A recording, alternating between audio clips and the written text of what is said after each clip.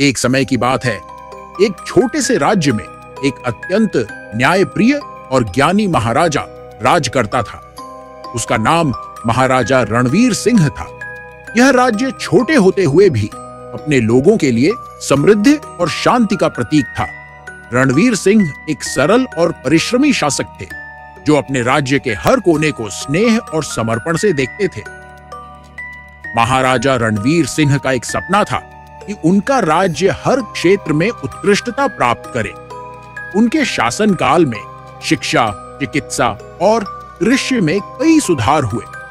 उन्होंने गांव-गांव में स्कूल और अस्पताल खोले और किसानों की मदद के लिए नई तकनीकों और सुविधाओं की व्यवस्था की। उनके शासन में राज्य की अर्थव्यवस्था भी तेजी से बढ़ी। एक दिन महाराजा ने सुना कि उनके राज्य के पास के एक गांव में एक भीषण अकाल पड़ा है। यह सुनकर उन्होंने तुरंत अपने खजाने से खाद्य सामग्री और चिकित्सा सामग्री भेजी। उन्होंने अपने मंत्रियों को भी भेजा ताकि यह सुनिश्चित किया जा सके कि सहायता सही ढंग से पहुंचे। गांव में लोग पहले तो सहायता देखकर हैरान हुए, लेकिन जब उन्होंने देखा कि सहायता में न केवल अनाज बल्कि शिक्षा और स्वास्थ्य के संसाधन भी शामिल थे, तो वे बहुत खुश हुए। गांव के लोगों ने महाराजा की दया और समर्पण के लिए उनका आभार प्रकट किया। एक दिन महाराजा रणवीर सिंह के दरबार में एक साधु संत आए। संत ने महाराजा से कहा कि वे एक गुप्त रहस्य जानते हैं जो उनके राज्य को और भी अधिक समृद्ध बना सकता है।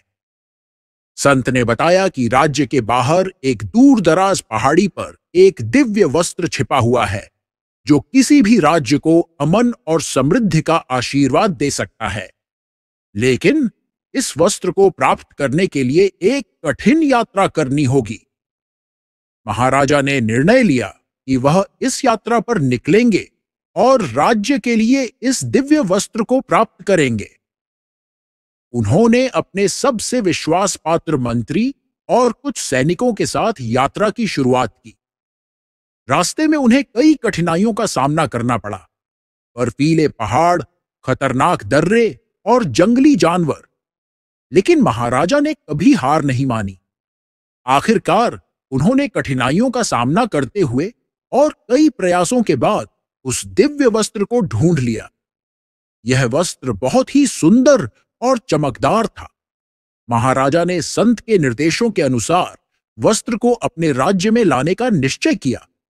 राज्य में लौटकर महाराजा ने उस वस्त्र को जनता के सामने रखा और सभी को बताया कि यह वस्त्र केवल एक प्रतीक है, समर्पण, मेहनत और अपने लोगों के प्रति प्रेम का।